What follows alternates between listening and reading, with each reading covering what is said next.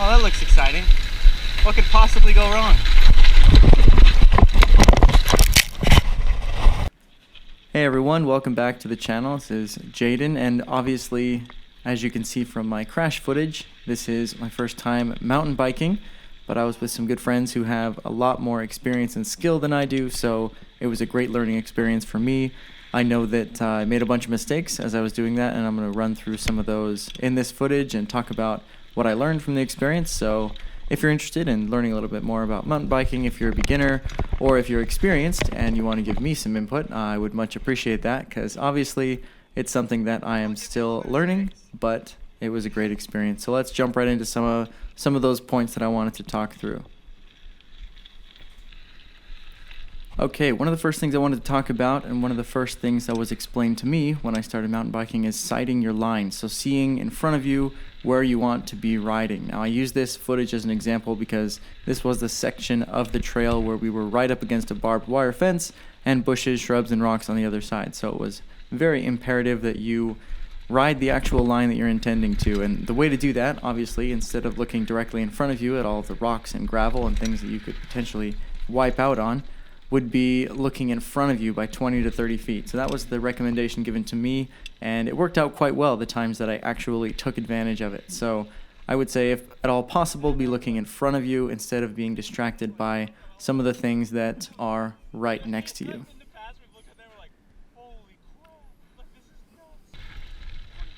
So this is one of the reasons that I talk about looking in front of you and trying your best to ride a straight and continuous line if possible. Turning is what's going to cause issues, and it's what caused issues for me, I should say. But keeping that line straight and solid and turning as little as possible is going to help you. And as you can see, turning too much was my downfall here. So let's go back and see what happened there. Maybe if there's anything that I could have fixed from that ride. And Arizona's famous for these little deep sand areas, the washes along the trails. You have to cross by them quite a few times. But if we start back up again, you can see that right about here, I have my wheel turned to the left, and you can see it's going to cause some problems for me, especially in the deep sand. Riding a straight line is essential. So this is another thing that I wanted to talk about. I start to go off to the left, and you can see my wheel turned facing that direction right now. As soon as I start turning left, I start to slow down, obviously lose a lot of my speed, and then I have to overcorrect to get back out of the sand. So if I play, there's the overcorrection, so I'm heading in the wrong direction. I have to get back to the right. You can see my wheel significantly turned again back to the right to try and recover, but losing even more speed doing that, especially in the deep sand, is going to cause issues. I didn't have too much speed moving into this wash, so I didn't wipe out, but I lost all the speed I had and ended up having to put the foot down and restart from zero. So a recommendation if you're riding through sand or any sort of deep gravelly area would be to keep your line as straight as possible, and that's what I was told. I just didn't execute that as I should have. So keep that in mind if you're going to be riding in those conditions.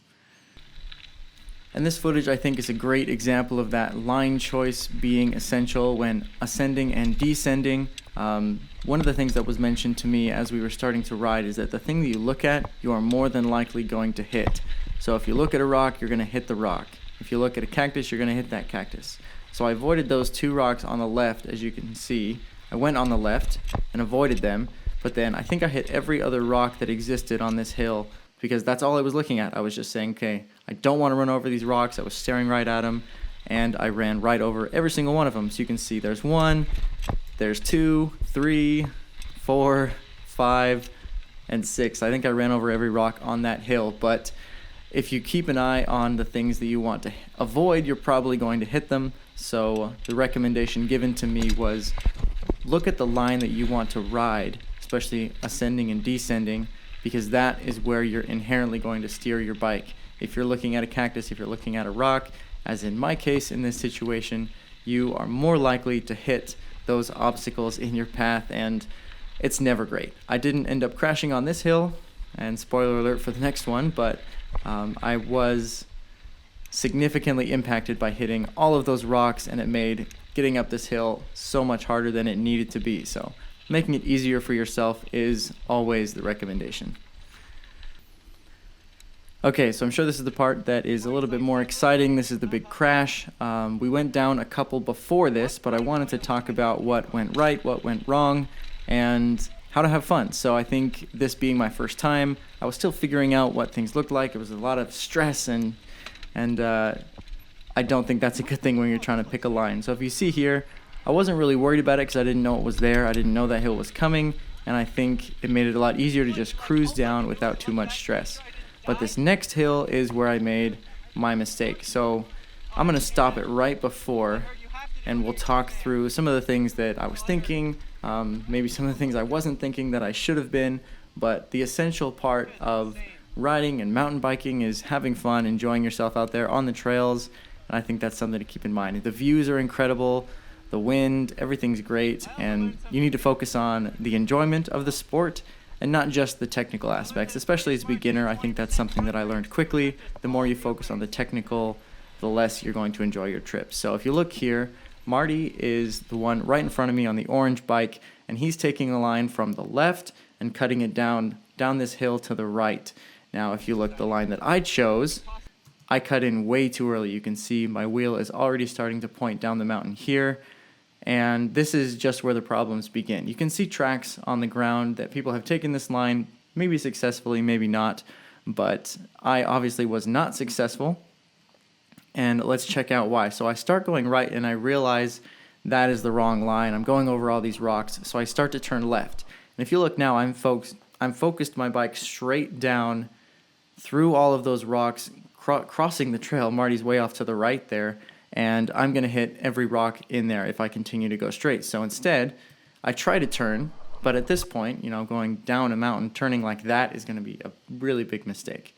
And it's at this point that I should mention, when you're going down turns like this and you're staring right in front of your bike, instead of looking at the line you want to run, or maybe even looking at the uphill section coming up, if you're staring right in front of your bike, you're going to make overcorrections like this, which is to your detriment. So you want to avoid that overcorrection. You want to keep the turning as smooth as possible, and the way to do that is to look in front of your bike, something that I mentioned closer to the beginning of the video. So if you notice, I took the wrong line, I tried to correct it and went straight down, and then I tried to correct again. This time I overcorrected, and I ended up hitting a big rock. It stopped my momentum, and I went right over the handlebars. So that's not what I would recommend doing. It was painful. I didn't enjoy that quite as much.